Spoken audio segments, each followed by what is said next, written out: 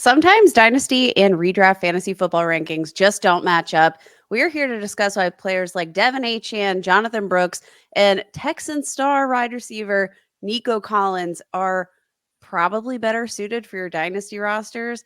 Only here on today's Locked On Dynasty Football podcast.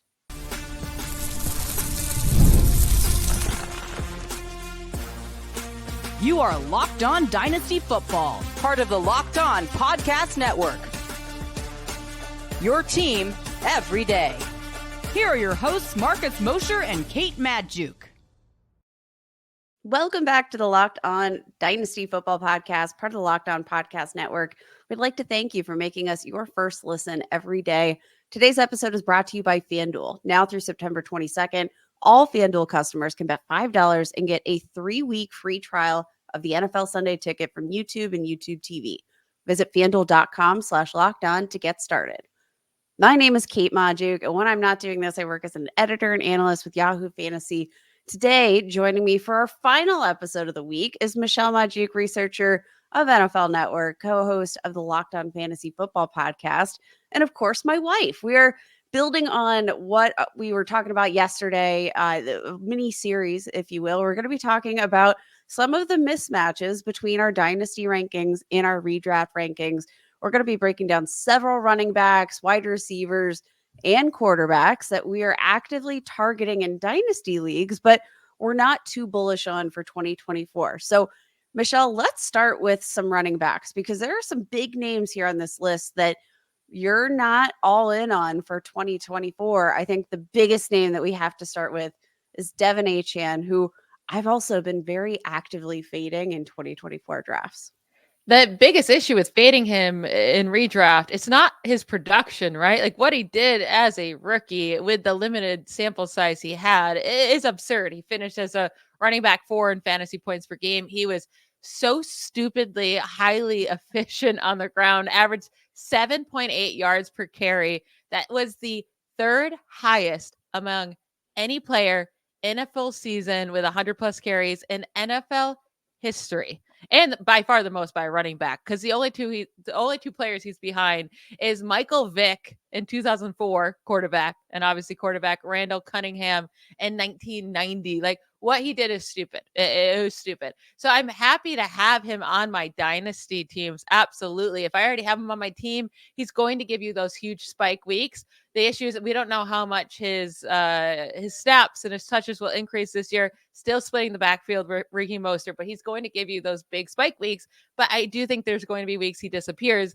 and he's going so high in redraft leagues. You get to pay that premium price for him, like he's round 2, round 3rd pick. Like yeah, and he might need to be, if you're drafting him, like the top running back on your roster. If you go wide receiver in the first round and dip back on Devon Achane in the second round, that literally means that Achane, though obviously you mentioned the spike weeks, 7.8 yards per carry, blah, blah, blah. I love it.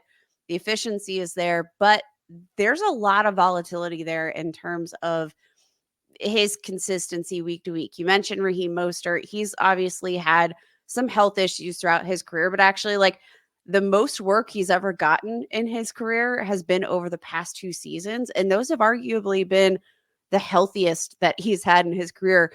He missed fewer games due to injury than Achane last year. But what I want to bring up is like the future of the position for the Miami Dolphins. And this is why I'm in. So like the 3rd round draft capital, if I could get him in round 4, round 5, even I'll just commit round 4, I'd be in. But no, I'm not, paying up in the second. Can't be your RB1. Like that's the issue. You can't be your RB1 in redraft. He's just going too high. And in dynasty, you don't have to worry about that because you already have him, or you can have him for many, many years, and he's your RB2. Like RB1's too risky. That can pay off more dividends. And yeah, like I think Jalen Wright, a great future asset for this offense. They actually traded a future 3rd round pick, drafted him in the 4th round, but traded a future 3rd round pick to get him. So clearly they were bullish about Jalen Wright. He's a big, like, size speed combination monster. So like, if we nix Raheem Mostert out of this offense as he's, going to be turning like, 32, 33, like, yeah, once we can project this offense without Raheem Mostert, the upside for Achane looks all the brighter. And I'm absolutely feeling that. Let's talk about some rookies for this year. We mentioned fading Jonathon Brooks. It's just because of the ACL, right? Like, it's really hard to commit to Jonathon Brooks as the RB1 when he's not even going to be stepping back onto the football field until week 3, week 4. And then you have to envision some sort of ramp up period. Absolutely. I mean, I'm so down to have Jonathon Brooks on my dynasty team. I was not worried about taking him in rookie drafts. Like, yeah, if he has to not be as good as rookie season, I think they're going to bring him back slowly. Like, that's fine in dynasty. This kid is only 20. He just turned 21 years old in late July. He has a perfect body style and shape and build, I should say, for a workhorse back. 216 pounds, has the size, the speed to be a 3-down back. He averaged 142.5 scrimmage yards per game last season. That was second in the Power 5. Like, everything looks amazing for him in his prospect profile to be a really good NFL running back, but we don't know when he's going to be back. They did say, like, probably not till weeks 3 or 4. Then they're probably going to start him on the PUP list where he misses the first 4 weeks. And then when he gets back, he has to overcome Chuba Hubbard. Yeah. I always say Chuba is more fun. Miles Sanders, like, he should overtake them as the year goes on, but how long will that take? What will the Panthers offense look like? Probably still pretty bad. I mean, we have hope with Dave Canales, but who knows? And then really there's no reason for the Panthers to rush him back. Nobody thinks the Panthers are going to be like playoff contenders this year. So I don't think it's going to be a great year for Brooks. Maybe he starts to come along in the second half of the year. So that's why I don't want him in redraft, but thrilled to have him on my dynasty roster because I think next year and the years beyond, he's going to be very, very good. Yeah, definitely the most well-rounded skill set in this entire rookie class. You mentioned all of the things he does well. He's also really good in pass protection. So, like, all of those things bode really well for a guy that once he's on the football field in a full-time role, when he's healthy enough to do so, he's a top 10 dynasty running back, period, end of sentence. There's no question about that. Now, another guy I liked out of this draft class, Trey Benson, has that elite combination of size, speed, athleticism, ability to force missed tackles. Like, he is super explosive, hasn't necessarily had the best training camp, hasn't had the best preseason, though he made up for it a little bit in week 2 here. I still think in 2024 leagues, like, this is 100% James Conner's backfield by a decent mile. Can't project James Conner, as we mentioned in yesterday, as a guy we want to target in redraft leagues. Like, you can't project him for a full season. So I do think that, like, when James Conner inevitably gets injured, and again, not rooting for it whatsoever, Trey Benson has an incredible opportunity to take over this backfield, be the future of the position for the Arizona Cardinals. But until an injury kind of forces their hand, James Conner's just too good at football to not be playing him in a workhorse role. Yeah, I can't imagine Trey Benson does much of anything in 2024. We don't even know if Benson's a backup. He hasn't even been winning backup snaps because that's how bad he's been in training camp. And I'm loving it, right? Because I did not like him coming out. You and I disagreed on him as a prospect. He leans just too much on athleticism, and that's great for college. It does not work in the NFL. He doesn't have good vision. He's never had more than 156 carries in a season. He had only one game with 100 plus rushing yards in 2023. Like, I don't see what you see in him. I really don't, but maybe you're right. But yeah, you definitely would need an injury to James Conner for anything to work out for him in redraft this year. If you want him in dynasty, you believe in him, because James Conner is only under contract for this last year. Like, this backfield's completely open starting in 2025 and beyond. So if you believe in Trey Benson, the prospect and the talent, then yeah, sure, I would get why you would want him in dynasty. I just don't believe in that. So I don't see him taking over this backfield next year. That's just my side. So I don't want him in redraft or dynasty, but definitely not redraft. And I understand why you'd want him in dynasty if you liked his talent. Yeah, I like the talent. You mentioned the fact that, like, he was never handling a workhorse role there at FSU. He does have the body type and the build and all of those things to be able to do so. FSU really liked Benson's backup running back. He got a ton of touches in that offense. So, like, again, when you mention the vision, I'm thinking to myself, like, I hope for more opportunities, more reps that, like Blake Corum coming out, he had as many reps as his body could physically handle.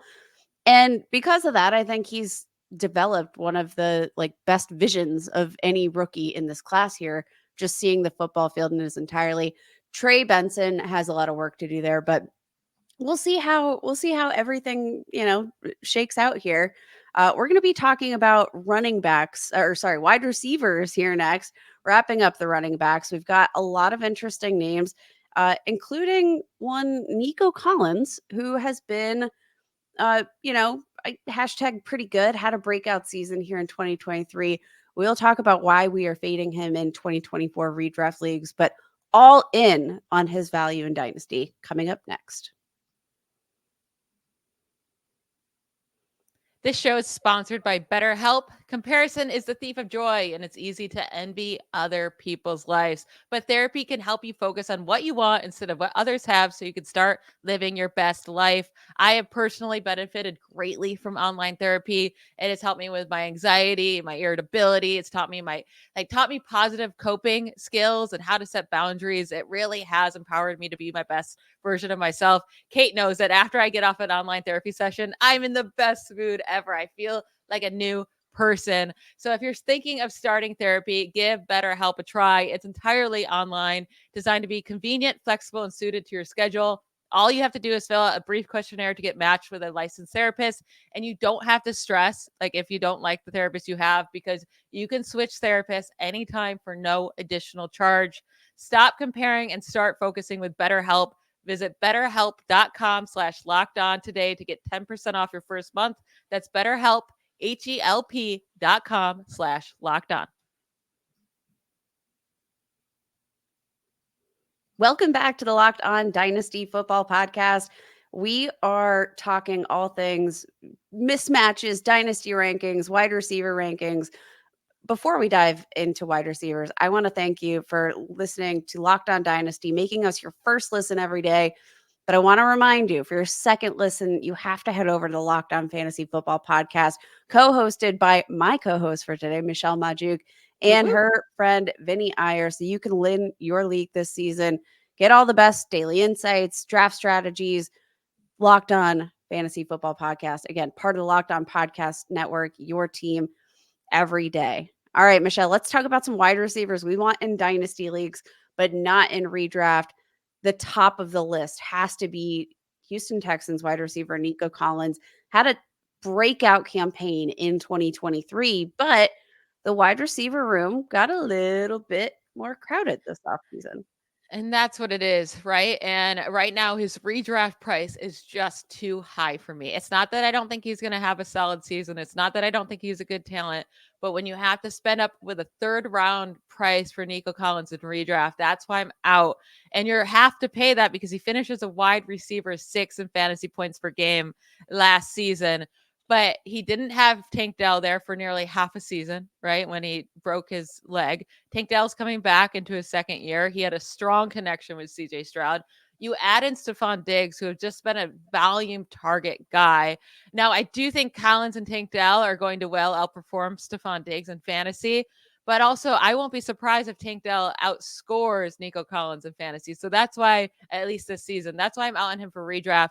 But he got paid. He is a good talent, and he's going to have those big blow-up games as well. So if I have him in Dynasty, I'm still happy. Like, if he's my wide receiver 2, or if he's in a flex spot, like, that's cool. Like, I like that for Dynasty, especially, like, I don't think Stephon Diggs lasts in this Texans offense all that long, right? We might have 1 year of him having to deal with this target share and really having to fight for those targets. Yeah, he's on a 1-year deal. I think after this year, he goes back to getting the targets, and he needs those, right? So last season, the games that Collins saw 8 or fewer targets, he only averaged 9.7 fantasy points. Like, he really thrived on those games where he was the main guy there.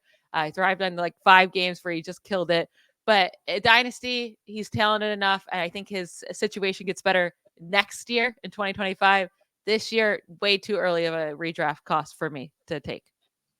Yeah, I definitely think it, for the range of outcomes here in 2024, it's hard to swallow that draft cost. But I mean, Nico Collins, from a talent perspective, I mean, all of the signs were there. Finally, what made the difference for him here in 2023 was in big part like the quarterback play. He didn't have a suitable quarterback. He was catching passes from like Davis Mills. Like this was not a good NFL offense, but this past year, even competing with Tank Dell at times for targets, he was so incredibly efficient, ranked 4th among wide receivers in fantasy points per route run, 3rd in fantasy points per target. Like he did so much with every opportunity that he has that like I think he could be this next elite wide receiver. It's just a question of like, are there too many mouths to feed this year? You know, Stephon Diggs, he really likes to catch footballs.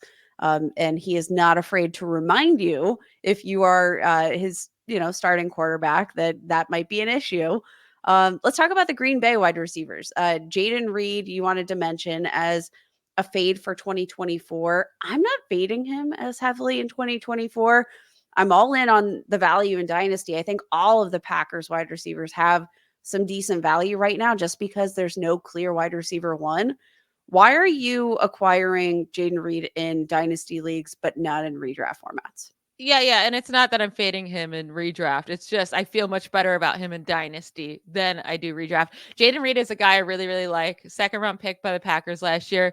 Finishes wide receiver 24 in points per game in his rookie season last season. He really started to come along in the second half of last year from weeks 10 through 18. Whole second half of a year. Reed was the wide receiver 10 in fantasy points per game. From weeks 8 through 18, Reed led the Packers in targets, receptions, receiving yards, receiving touchdowns, rushing touchdowns, all throughout the weeks 8 through 18. So a massive part of the season. But this is my issue. His snap count really never increased. Like his usage did, but he was playing still 60% of the snaps the majority of the time throughout the year. It never really went up. And in practice throughout the summer, it's still been Christian Watson, and Romeo Doubs in the 2 wide receiver sets. So he's going to be getting out in the field when they have the 3 wide receiver sets, sure. And he'll be playing about 60% of the snaps, but he is going to have to be hyper efficient with those snaps, which he did do in the second half of last season. But that's why he's a bit riskier this season. He's going late enough, though, that I think you could take that risk in redraft.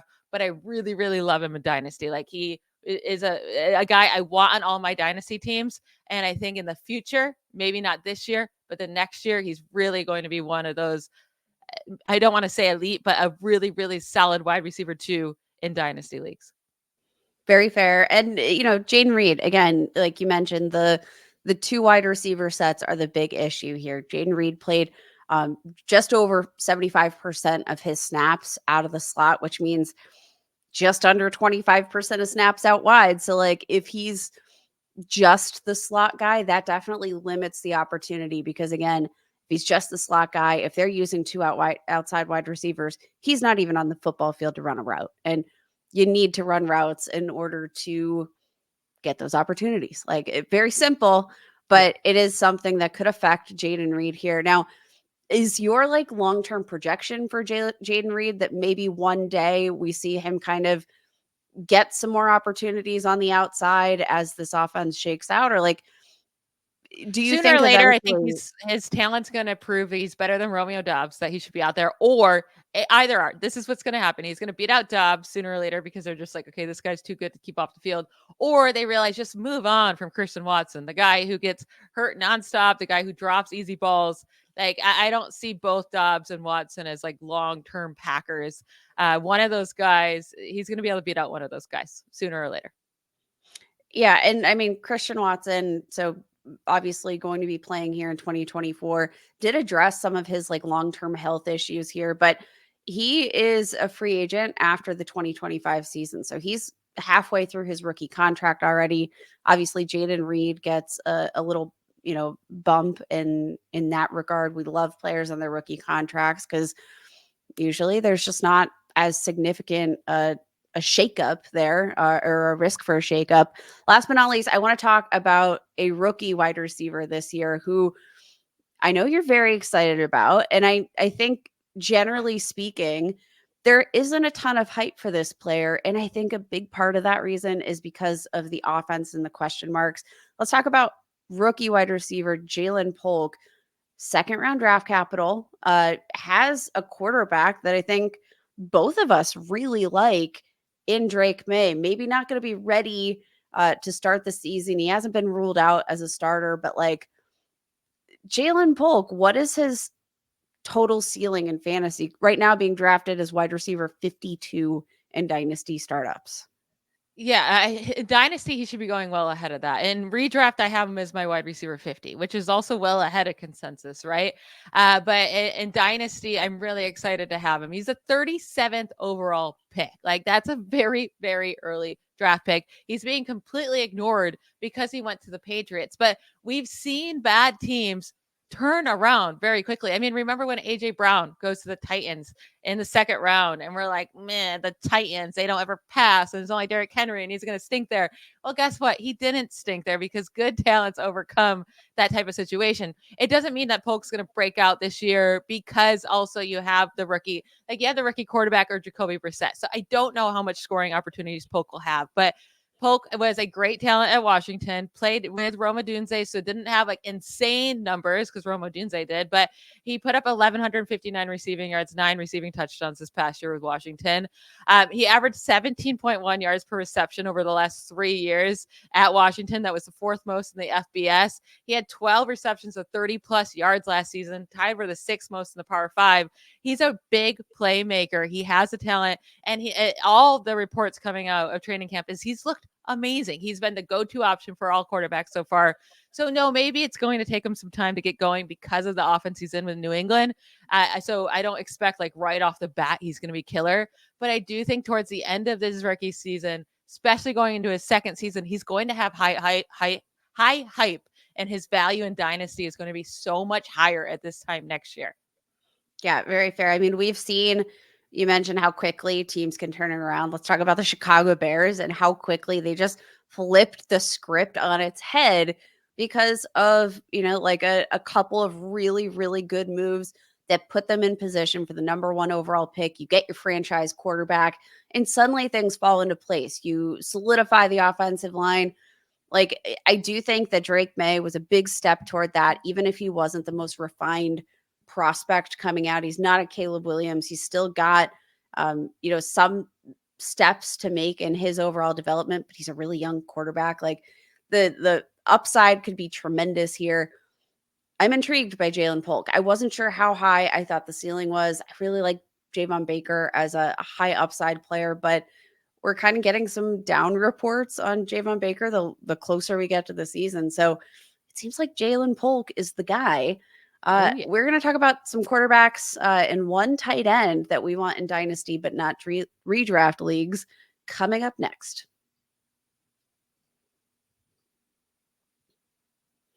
When you're hiring for your small business and you want to find quality professionals that are right for the role, that's why you have to check out LinkedIn Jobs.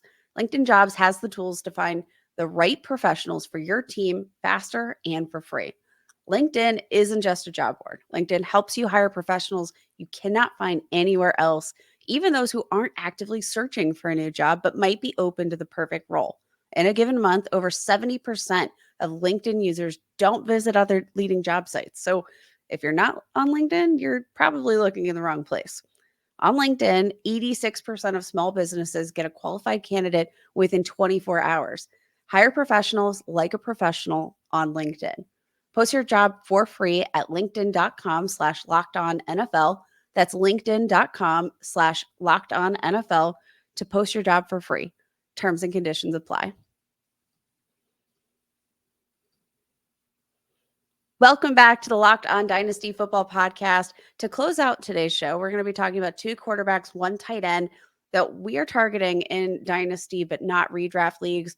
Let's start it off by talking about all-star rookie Caleb Williams, who has been lighting up the preseason.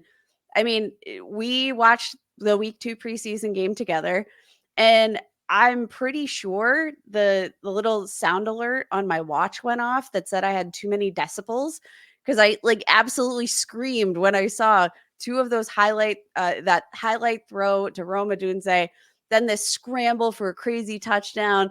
It's so hard not to get sucked up into the hype of Caleb Williams, but tell me why I shouldn't get too excited, even if we do want to roster Caleb Williams heavily in Dynasty. Well, we want him in Dynasty, but not redraft, right? So if he's Yeah. on my Dynasty team. I love to see those highlight plays. We know he can be that special playmaker, and I'm pumped to have him, right? And I think in his rookie season, he can even have some good games, but rookies just don't do well for fantasy unless you're hyper mobile, right? Or you have a historical year. So if you have a quarterback in fantasy, especially in redraft leagues, you need those guys to be scoring at least 18 fantasy points per game to feel good about starting them week in and week out and feel like they're helping you win. And there's been only 5 quarterbacks in NFL history that have hit the 18 fantasy points per game in the rookie season. 3 of those guys were Cam Newton, RG3, and Josh Allen. So hyper mobile guys. And Caleb Williams is mobile, but not mobile like those guys are. He's not going to put up their type of rushing yards. And then the other 2 were Justin Herbert and CJ Stroud, historical years as rookies, right? So that's what Caleb Williams is going to have to be good for redraft. Now, he could, because the playmakers he has, like, I'm not going to say that's not in the realm of possibilities. I'm not going to bet on that he is the 3rd quarterback all time that's like not a hypermobile quarterback to give you a good fantasy season. So again, I think in his career, he's going to be great. You're going to love him in Dynasty. Redraft, I'm staying away. Just too risky. How about CJ Stroud, who's a guy I actually am kind of fading in both redraft and Dynasty right now, being drafted sometimes ahead of like Anthony Richardson in redraft, which I think is kind of crazy. I even have my reservations about Anthony Richardson in Dynasty, but like, I'm looking at a guy like CJ Stroud and I'm saying, yes, I understand that he's got some absolutely elite playmakers. We talked about Nico Collins in our previous segment, Stephon Diggs, one of the best route runners in the NFL. You have Tank Dell, who's one of the best separators, has, a small build, but has size, or has, the speed to create separation and the crispness of the route running. Like, all of those things are amazing, but where is the rushing upside? Dude has never cracked 200 plus rushing yards in a single season, not even in high school. And I think that's okay with him for Dynasty because he's such a good player. He's going to be throwing a lot of touchdowns. He has the weapons. He has a good system. Like, I'm happy for him in Dynasty because we know I guess we don't know this yet, but from what he showed us last year, it does seem like he's going to be an elite quarterback in this league who can maybe even get better. But he's going to be the starter here in the league for the next decade, right? As long as he doesn't fall off a cliff. This is why Dynasty and redraft is so different. Because in redraft, you're taking a quarterback for one single season. It does not matter if this quarterback is actually a good NFL quarterback, right? All they have to do is play that season only. They can get benched, right? In the next year, they can get their job taken away. They can stink. Like Jaden Daniels, I don't care if he's a good NFL quarterback. I don't have to worry about that in fantasy. All I have to worry about is his rushing upside. Same thing with Anthony Richardson. Only have to worry about his rushing upside. But we don't know their job security, right? Like, if they're not good NFL players, they're not going to be in the league very long and getting these opportunities. We saw that with Justin Fields. Great fantasy quarterback. He got a job taken away because he wasn't good NFL quarterback.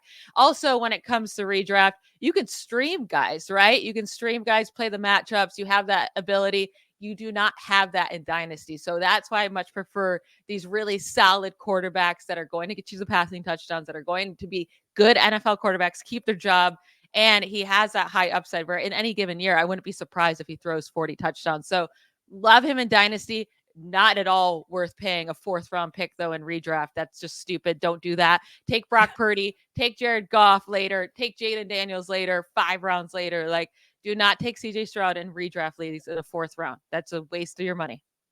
Waste of your money. I absolutely agree there. And there is something to be said for the stability he has, right? Like Patrick Mahomes, I will give Patrick Mahomes credit as like a bigger rushing threat than CJ Stroud. We've seen him actually, utilize his legs quite often.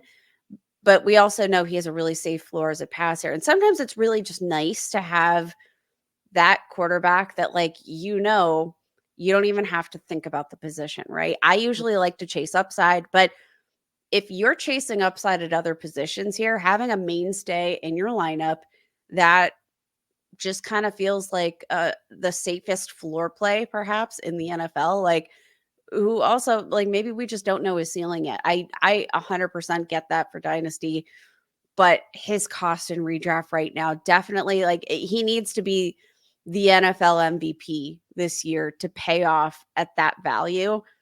And I just don't know if I'm there yet. Maybe I'm going to be eating my words by the end of it.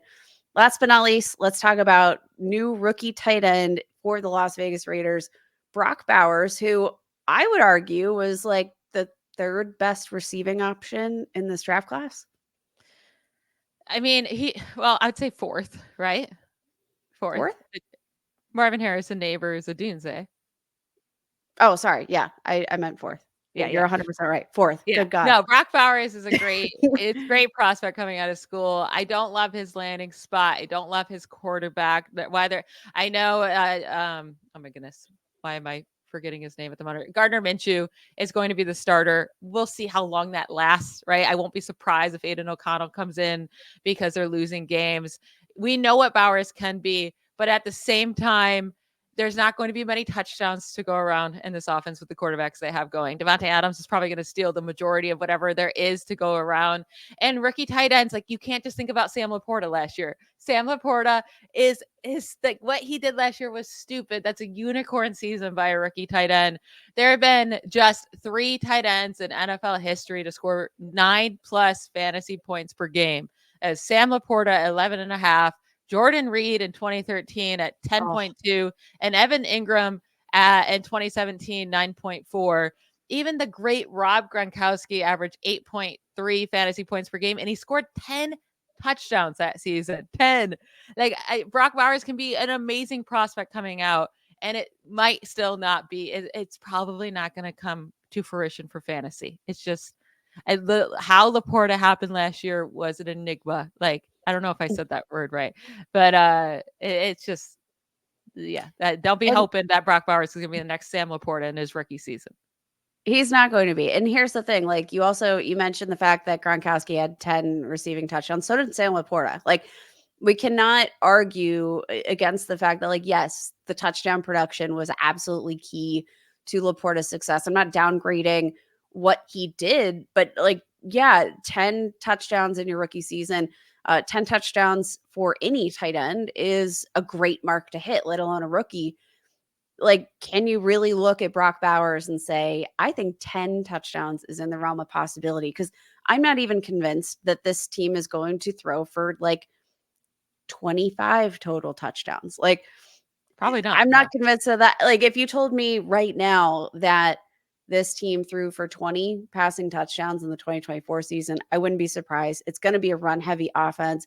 I think there's going to be a low volume of plays overall. So like until they figure out the quarterback situation where they can capitalize on some efficiency in the passing game, like the Detroit Lions did under Ben Johnson, like no, Brock Bowers, as much as I love the talent, love everything about him, the yards after the catch ability, like I truly believe he was the 4th best receiving option in this class, even though he's a tight end.